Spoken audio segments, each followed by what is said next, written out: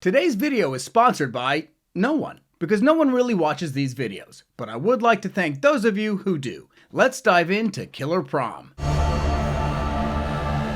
The movie starts with a woman named Hannah and her family going to a family reunion. She reunites with her crazy cousin Sienna, and the two go out on a boat ride. Sienna tells her exactly how she feels. I want your man. I want your house. I want your kids. I want your life. So she dies, and then the movie cuts to Sienna in her apartment 7 months later and totally avoids having to show Sienna trying to explain Hannah's death to the rest of the family at the reunion that day. That sounds like a lot of work. Sienna calls Tony, who is now a widower, and says she's moving back to Philadelphia from Los Angeles. Tony invites her to stay with him, his daughter Maya, and son Luke, while she finds a place to live. Oh, Hannah, you had the perfect life. Now it's my turn. At school, Maya watches the boy she likes ask another girl to prom instead of her. While sulking in her room, Sienna arrives to live with them and tells her that she never went to prom either. But it was a good thing because somebody spiked the punch with castor oil and it was a vomit fest and everyone ended up in the emergency room. Gross. Yeah. Who did it? They never found out. Yeah, it was obviously her that did that. Sienna meets the housekeeper, who has kind of been like a second mother to the kids ever since their mom died. And since Sienna wants to be their new mom, she'll either have to get the housekeeper fired or murder her, because it's a Lifetime movie and those are the rules. She snoops through the housekeeper's purse and finds a sobriety coin. 2 years sober. Not for long. Sienna takes some antifreeze and spikes her drink. Jesus, what are you trying to kill the poor woman? And how do you know exactly how much you can give her without her dying? Jake, the boy Maya likes, changes his mind and decides to ask Maya to prom instead of the other girl because he realized just how much of a bitch the other girl was. I bet that happens all the time. While picking up Luke from school, the housekeeper starts to feel very out of it because of the antifreeze she consumed. Sienna follows her in a car and calls 911 to report a drunk driver. Good riddance, Janet. I'm the lady of the house now. Sienna takes Maya prom dress shopping and starts to envision herself at prom with Tony. I want you to be my wife, Sienna. She gets a call from Tony, who is picking up Luke from the police station after the housekeeper was arrested for a DUI. At home, Tony talks with a woman named Lauren, who is someone that manages his doctor's office. Who's Lauren? Oh, right. She is my office manager. Oh, okay. The movie cuts to Sienna spying on her outside the office. Not even to do anything to her, just to look at her. So you're Lauren. Now she's a target? You overheard one conversation between her and Tony talking about work, which wasn't even sexual, and decided because she's a woman in Tony's life, she has to die. Who wrote this crap? Let's see. Andrea Canning? From Dateline NBC? What the hell is a serious journalist doing writing Lifetime movies that are meant to suck? Well, now that we know this movie was written by a newswoman, let's continue. The next morning, Tony agrees to let Sienna take on the responsibilities of the housekeeper whom he had to fire. Once he leaves, Sienna asks the kids all about Lauren. She's divorced, and she's a little too flirty with Dad, if you ask me. She's nice. Whatever. She's always like, oh, Tony, and like flipping her hair around.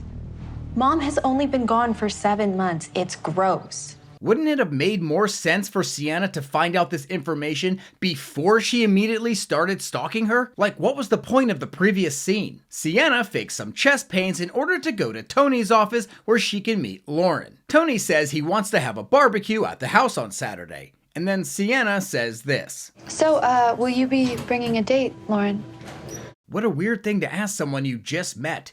And who gives a shit if she brings a date or not? It's a barbecue, not a goddamn wedding. Sienna surprises Maya with the prom dress from the store. Lauren shows up to the barbecue like she's attending the Grammys, which really sets off Sienna. Lauren overhears Sienna talking to herself in the bathroom. I'm gonna be Tony's wife, not you, Lauren.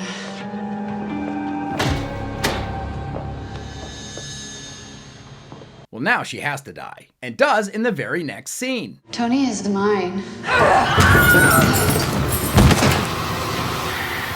After learning about Lauren's death, Sienna consoles Tony. Maya realizes that Sienna may have some impure intentions with her dad. She snoops through Sienna's room and finds out that she never filled out the papers to apply for her real estate license like she said she would earlier in the movie, and also bought a prom dress for herself, which Maya tries to tell her dad. You went through her stuff? Yes, but she also has a prom dress in her closet, which is the same one she bought me in a different size. That's weird. I'm sure you're overreacting. No, she's right. Buying a prom dress at her age when she's not going to prom is f***ing weird. That's when Sienna comes in. I accidentally overheard you guys. Maya, I bought a size 4 prom dress because I didn't know if the 2 would fit you, and I don't remember which size you tried on. I haven't gotten around to returning it yet.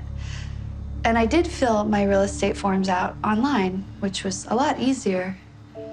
Damn, she's good. Maya calls the old housekeeper and tells her that she's worried about her dad. The housekeeper says that she never trusted Sienna, and also this. I got the toxicology test results back after my incident. There were no drugs or alcohol in my system, Maya. So what do you think happened?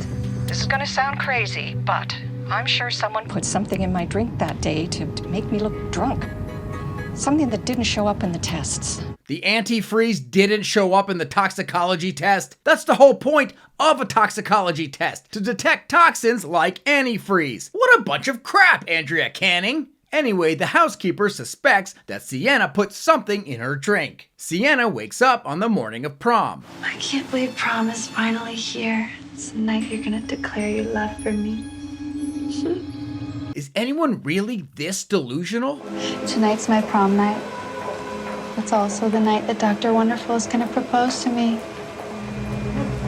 I've been waiting my whole life for this moment.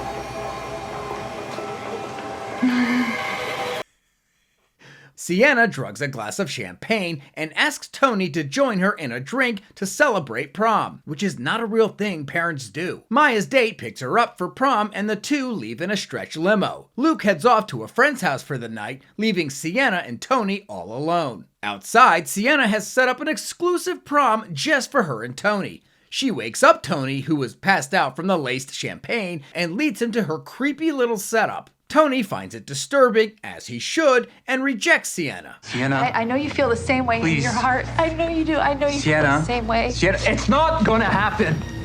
I'm sorry. Sienna is disappointed that he doesn't want to be with her, but accepts his decision. Not really. No, you don't get to leave me. No! The limo arrives at the prom, but Maya tells Jake that she's really worried about leaving her dad with Sienna and needs to go back home. I mean, she hasn't even tried calling him, but sure, turn around and go all the way back home. Jake decides, hell with prom, I'm going with you. Back at the house, Sienna has Tony tied up next to the pool. Maya and Jake arrive home and Sienna decides to murder Tony in the pool. Not sure how she planned on getting away with that. Perhaps by going inside and then trying to murder Maya and her date.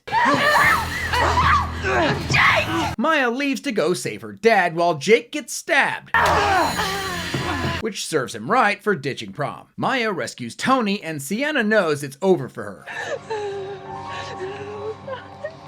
The cops take her away still in her prom dress and she's in for one hell of an embarrassing trial. The movie cuts to some time later where Maya's friends and family surprise her with a new prom since she missed hers due to her mom's cousin trying to f***ing murder her dad. They all start dancing and thankfully the movie ends. A movie that was really, really, really stupid. Back to you, Andrea.